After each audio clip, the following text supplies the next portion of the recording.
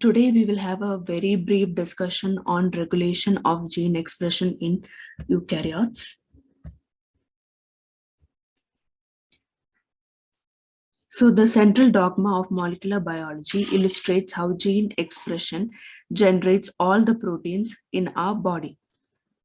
So it explains how a DNA is converted to a RNA with the help of an enzyme RNA polymerase by the process called as transcription, and how RNA is converted into a protein uh, with the help of ribosome by the process we call as translation. So the gene expression takes place at many levels. We have replication level, transcriptional level, post-transcriptional level, translational level, and post-translational level. So at the replication level, there we have gene amplification where many copies of genes are made, and then we have gene loss where segments of DNA or the whole DNA is lost, which can lead to evolution, and gene rearrangement where DNA segments are located uh, somewhere else, or they associate in different way to produce different proteins. So we have transposons or jumping genes, which are small segments of DNA that can move from one location to another in the same or different chromosome. And this process is called as transposition. So at the level of transcription, there is covalent and non-covalent modification. So the covalent modification can take place in DNA or histone protein level, and non-covalent modification and in non-covalent modification we'll have nucleosome remodeling. In the sense, there will be a change in nucleosome structure or its position.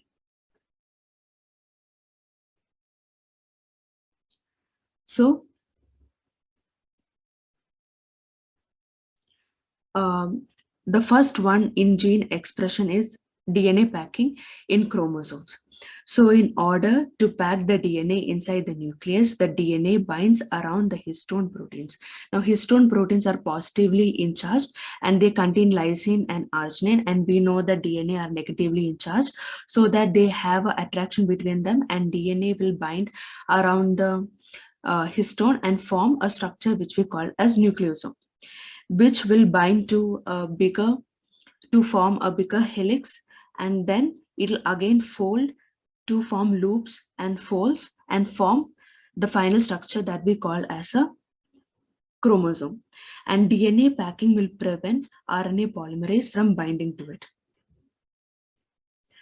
So the another method of transcriptional regulation is by transcription factors. So here we can see DNA, and you can see a gene at one end. So we also have a promoter region to which the RNA polymerase will bind, and it will start transcription. So various other transcription factors are also present. So towards our upstream region, we can see enhancers, where all these transcription factors will bind and allow the RNA polymerase to start off the transcriptional process of transcription. So towards the left is what we see a transcription. So in the Tata box, that is the -30 sequence, all the transcription factor and the Tata binding protein will come and bind. After that, transcriptional factor 2A and 2B will bind, because of which other transcriptional factors such as transcriptional factor 2E, 2F and 2H will bind. After all of this binds, RNA polymerase will come and bind to this complex, and the transcription starts. Whereas in translation, where you can see in the right side, there's first assembly of factors at the 40S site, and it will form a 43S subunit, and then mRNA is added, and mRNA is scanned to find short codon, that is the start codon, which is AUG. Then the 60S subunit will attach to form a translational complex. Now for elongation, tRNA will bring amino acid and form a peptide bond. This is followed by translocation of ribosomal subunit in the 5' to 3' direction. In termination, various release factors such as release factor 3, 1 and 2 and ribosome recycling factors will dissociate the 60S and 40S, forming a mRNA molecule. So we also have a lot of post-transcriptional and post-translational modification taking place. And the first one is poly-A tailing. So strands of adenine will get attached to the end of the RNA in a chain called as polyadenylation, and the enzyme poly-A polymerase is included, so which will recognize the AA-UAA site, and it will make sure that the mRNA does not degrade because of the enzymes, and it also aids in termination process, and it also helps to export mRNA from nucleus, and it also helps in translation. So another type of control is alternative splicing. So here exons, that is the numbered ones, will end up in the final mRNA and introns will be cut off. The final mRNA will contain only the exons, which will give us the product. So alternating splicing can thus increase phenotype variation. So next one is RNA interference. This is involved in mRNA degradation. So some non-coding regions of DNA are transcribed to microRNAs. So these microRNAs will bind to protein, and this will bind to mRNA molecule and help in mRNA degradation, or it will stop the ribosome from translating. So mRNA degradation allows us to determine the amount of protein that is made. So the longer the mRNA lasts, more proteins can be made. So next one is methylation.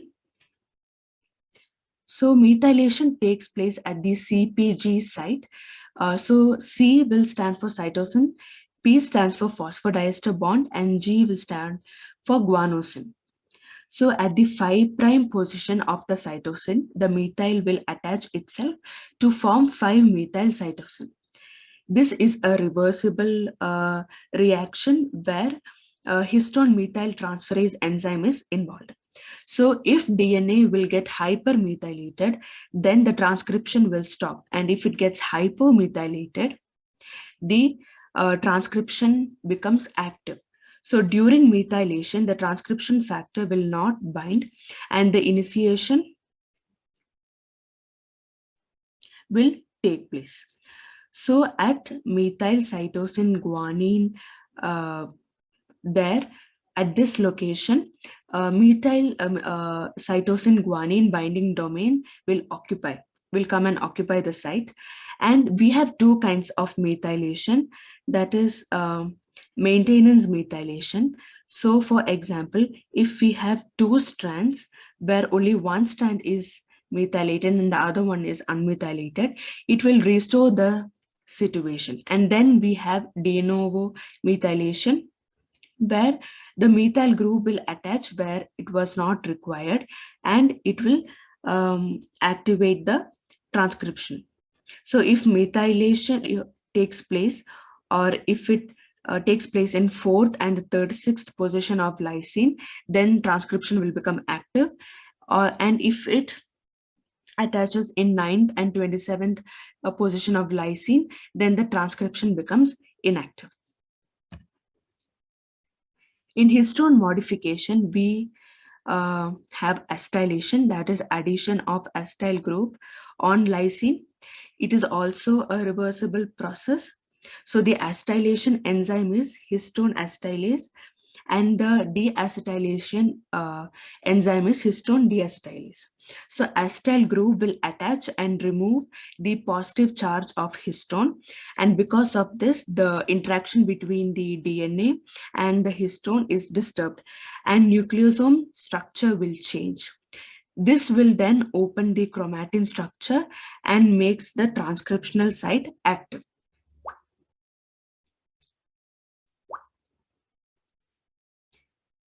We also have phosphorylation.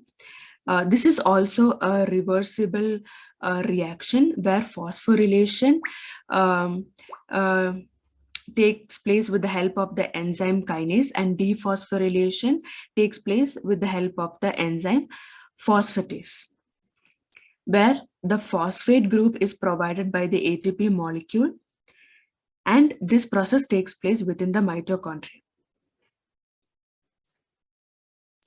That's all for the brief discussion. These are the references. Thank you.